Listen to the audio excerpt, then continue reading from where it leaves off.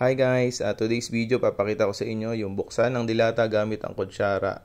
Yan, kasi ang video na yan, nagkaroon siya ng 200,000 views. Tapos maraming mga reaction na presyo madali daw buksan kasi nga easy open kan yan. So sa video na yan, pinakita natin na nasira yung pang open kaya ginamitan natin ang kutsara. So ito yung ibang mga reaction ng mga tao. Try mo boss yung hindi easy kan. Ewan ko lang kung mabuksan mo. Very basic sa'yo, may cut na yan. Gawa ng easy open can yan. Try mo yung hindi easy open can. So, yan yung mga komento ng iba. Madaling buksan pagka easy open can. Try mo yung hindi easy can. Di pa easy open can, gawain na yan. In case kasi binuksan mo. So, yun. Baka di mo kayanin sa sardinas yan.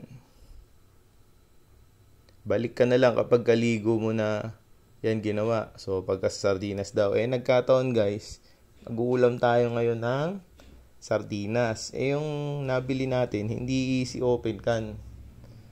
So, papakita ko sa inyo na kaya rin yung buksan gamit ang kutsara.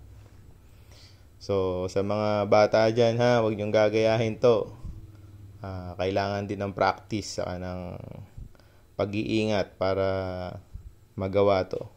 So, yan guys, nakita nyo. Hindi yan easy open can at siguradong silyado yung dilata na yan, yung sardinas. So, yan guys, walang daya yan. Kutsara lang gamit natin dyan. Silyadong silyado. So, bali, ganito gagawin natin. Yan, no. Kailangan lang natin yan mabutas gamit yung kutsara. Tapos, saka natin iikot. So, yan na guys, butas na guys. After nyan, iikot na natin syempre.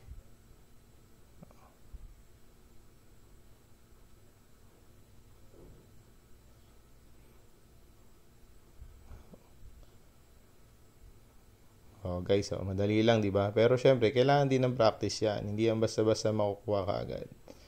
So, mga bata, huwag niyong gagayahin ha. Medyo delikado yan para sa inyo.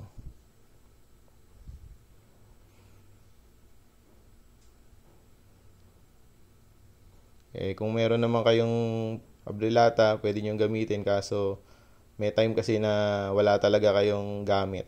Kaya, tinry natin yung kutsara. So, thank you. Bye.